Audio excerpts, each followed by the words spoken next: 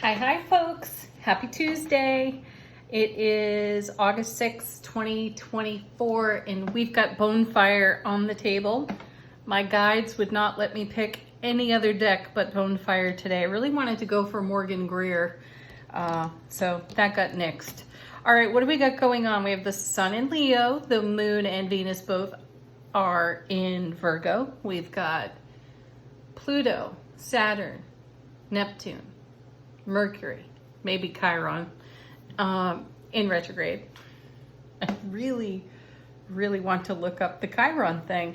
Yeah, I'll get to it. Energy atmosphere of the day, according to Bonefire, we had a very sweet shuffle. The cards all just fell out with such grace. I'm excited to see what we've got. Our first is the Magician. Nice. We had the Magician yesterday. And there it is. Here we are making magic. This is as above, so below. This is the universe hearing you, responding to you, and bringing to you what is most in your heart-mind connection. So if you've got to do some upgrade there, then get on it, because this is a most auspicious atmosphere for us to be co-creating with the divine. We are in the Lion's Gate energy. I do feel guided that we should all be looking that up and doing some self-education in that realm, and know that this particular Lion's Gate season is a special one because 2024 adds up to 8. So we have 888 for Lion's Gate, and we won't see that again likely in our lifetime at all. So use the energy to its highest and greatest potential, engage it, create with the divine. Ooh, and then we have the Nine of Swords. Woo! That's like the Three of Swords to the power of 3. Pardon. Well, you know, the Nine of Swords is the anxiety card. This is the one where we sit up in the night with our thoughts. Or, you know, our thoughts are just grinding over some experience and we haven't been letting it go. And I think we got the Let Go card out of yesterday's Angel Answers, and that's really the best advice here with the Nine of Swords. Recognize, though, give it its due, would you? All of us, let's just give it its due. Otherwise, it's going to haunt. It's going to circle like a vulture, and we've talked about vulture thoughts and what they do. You don't really need any other energies picking over your carcass, do you? So address whatever this is for yourself. And I know that in some situations, we can't communicate, or we have an inability to communicate in the here and the now with some lingering energies that we may still be carrying in connection to other folks. So I recommend doing a visualization for yourself. What I do is I visualize a beautiful stream. I walk down a path in my mind's eye and I go visit the stream, and there's a beautiful flat rock to sit on there. My feet go in the water, and I invite the person I'd like to speak with to sit next to me, and we have a conversation. You can do this with loved ones who've crossed over, if you feel like you have unfinished business and it's still influencing your now. The point is, make a change and speak what's on your heart and what's on your mind. Don't bother cleaning up your language, just get to it. Speak it out. Don't edit, and let it go beyond that. And if it comes back to you, repeat the process. And repeat that process as many times as you see fit to bring the energy into harmony for yourself, because no one's curing you of your anxious thoughts other than you. And no one else is being influenced by those thoughts. If you have unresolved business with another person and you're unable to have a conversation with them, either they're not here with us any longer on this planet, or they're at a distance, or you left the situation in such a way that communication would be impossible and unwise. So one of the healthiest ways to do that is through visualization. So work on whatever your Nine of Swords is, though look at it full in the face. We said it yesterday. in the card reading, what might we be afraid of or scared of? Turn around and look at it and face it. No more running. Oh, look. See? There it is. Somewhere over the rainbow. There's the Ten of Cups. That's what happens when we liberate ourselves from repetitive thoughts, attitudes, belief systems, and behaviors. When we let go, we create an opportunity for the Ten of Cups. That's the Ace of Cups, love, bliss, joy, happiness, overflowing into our world to the power of 10 here. That's gorgeous energy. Everyone wants to see this. And to have the Magician and the Ten of Cups as bookends to the Nine of Swords, it's really hard for you to miss your success in settling whatever that Nine of Swords energy is. Now, do recall, we have all this retrograde energy over here to work with, and we can work with it in a loving way, thank you, Venus, in Virgo, and a very systematic, orderly way as well, so that we make sense of it and settle it for ourselves. Again, retrogrades do not have to be the disaster that everybody talks about. They have the ability to serve us in a way, if we take advantage of the opportunity, so that we can get things done in a way that we have not been able to until this sort of alignment has shown up for us. You know, with Saturn retrograde, you don't have that taskmaster planet bearing down on you so hard. Not everything is such a labor. So take the freedom that Saturn retrograde offers and delve deep, Neptune, into your emotional realm and do what needs doing there. All right, next set, 2 cards. First is, seriously, it's back. The Three of Swords again. Beautiful. Well, the cool thing is it's paired with another card. So what are we doing with the Three of Swords? Wow, excellent. Yes, divine alchemy.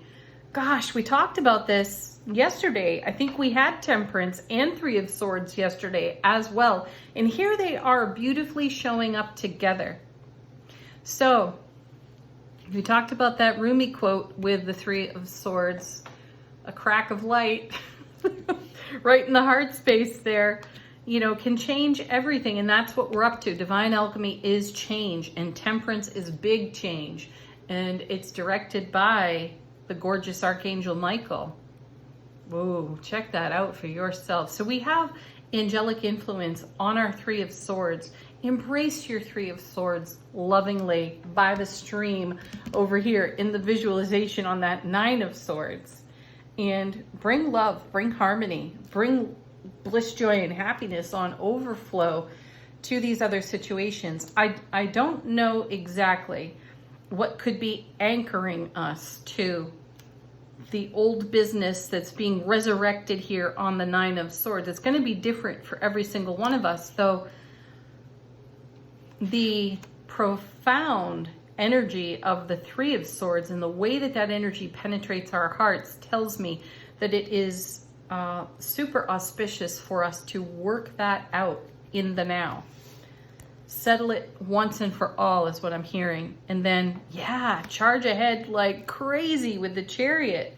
It's number 7 of the major arcana. So as you know, I remind you often, all the 7s are about heaven touching earth within us. And in the Chariot, we have great momentum and speed. The Chariot is, or the Charioteer, is the child of the Emperor and the Empress, right? So I feel that we find our wheels on a new track when it comes to the Three of Swords and the Nine of Swords, because we've got magic infusing our atmosphere. We have the Ace of Cups to the power of 10. We have divine alchemy on offer to us to make real, substantial, and lasting, effective changes to energies that we have outgrown. We've matured into a brand new space, and we are meant to be celebrating that.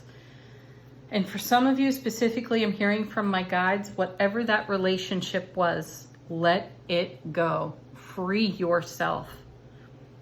And I feel also some of you have what feels like an energy shackle on your ankles. Take the shackles off. You hold the key. That's what I got. You hold the key. Set yourself free. Bottom of the deck, what's going on behind the scenes? How is the universe helping us? How perfect. There's the death card. Woo. Hello, Scorpio. I found this gent on Instagram. I don't know the name of the channel. Otherwise, I'd offer it right up. Though he's a Scorpio and he brings Scorpio messages through. Always with gratitude. And I love this dude's approach to almost any situation. He'll talk about a potential challenge and a potential solution to that challenge from a scorpionic point of view. And it's always transformative. And that's at the heart of the Scorpio card. Transformation, renewal, rebirth. And that's what we're doing here with this 9 of Swords, 3 of Swords. We are quite literally recycling this old energy in a way that is so much more effective and freeing for us.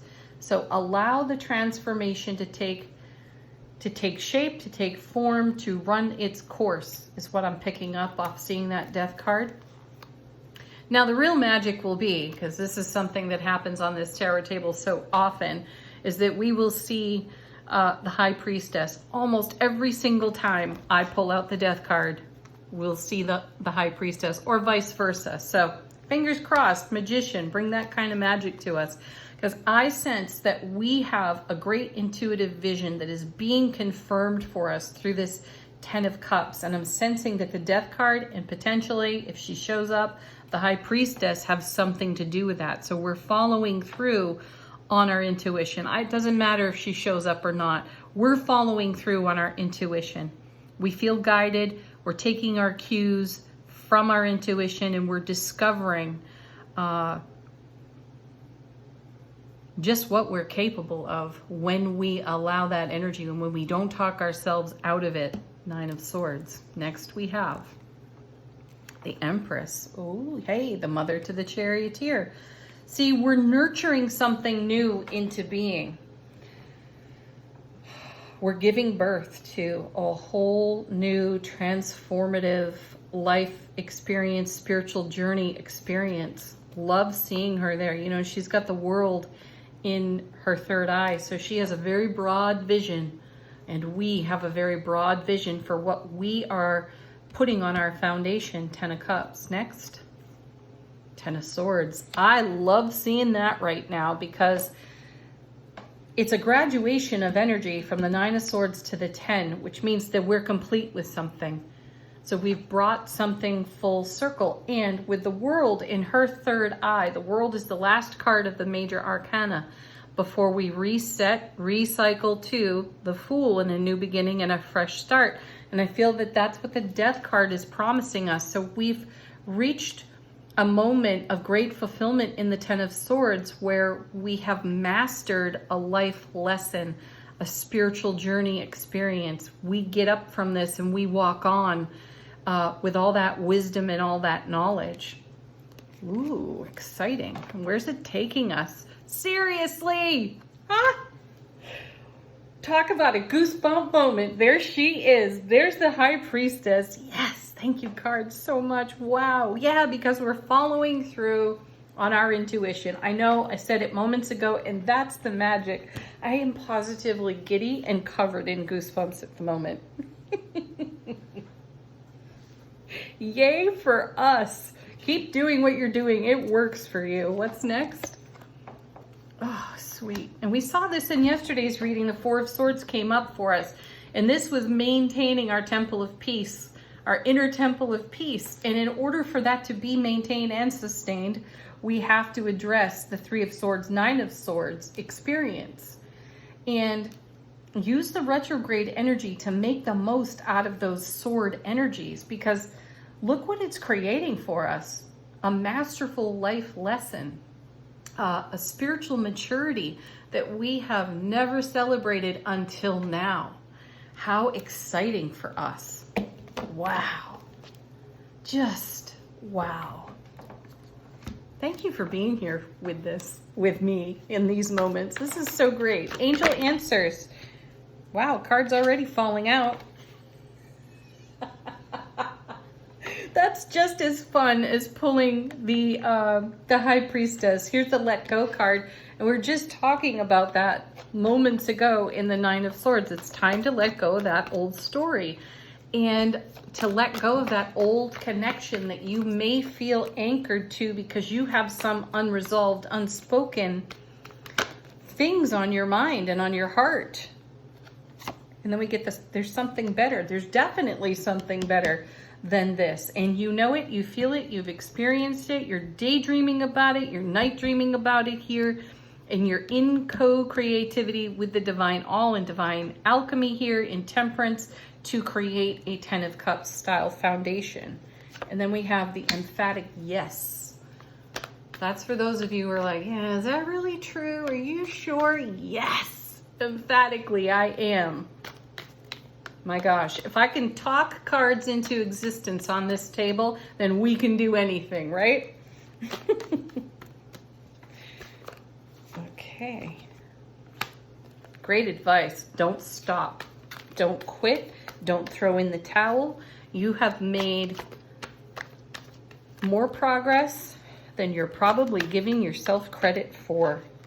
Oh my goodness. And again, it's happening again. There's the listen to your intuition and take action. That really backs up the High Priestess and the Charioteer as well. All right, final word on the message for today. Angels and ancestors, how is our soulful presence informing our waking consciousness?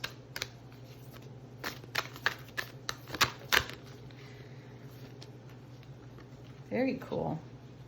We have two.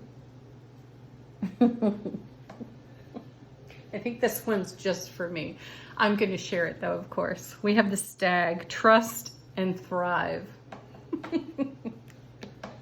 And the other card that popped out with this too is the Guardian Angel. You are not alone. No, you are watched over by the divine with a very, very keen eye. Here's a little story. It's pretty dramatic, actually. My older brother is, he has an acquired brain injury. He doesn't seem to remember that though, which is kind of cool. We got to keep a good eye on him. And over the weekend, the household was in a bit of an uproar. And we got everything all settled and calmed down. And I actually spoke to the angels. And I asked for the angels to watch over every member of my family. And I visualized angels circling each one of my family members. And then Saturday night we had a pretty substantial thunderstorm and it knocked out power at my folks' house. And my brother woke in the night and he got disoriented in the pitch black and he fell down a flight of stairs. And their house is, it's a log cabin. It's a lovely place, but there's a ton of hardwood in that house, including the floors and the stairwell. And he fell down an entire flight of stairs. And he's a big guy. That's a lot of momentum coming down those stairs. And he walked away with a skinned knee and a little bit of a sore shoulder. And I could not help but think how grateful. Ooh. How grateful I am for how we are all looked after. I'm so emotional because my heart is so full with the way we are cared for in this universe. And, you know, when we can come out of our anxiety and our mental traps and just yield to that energy and allow, my goodness, imagine the miracles that we can create. This is why the magician shows up. This is why these cards become so poignant to each and every one of us. So I trust you all have a story like that that touches your heart, and feel free to share it. Okay, have the most beautiful, amazing, and auspicious Tuesday ever. Peace, love, joy, happiness. Namaste.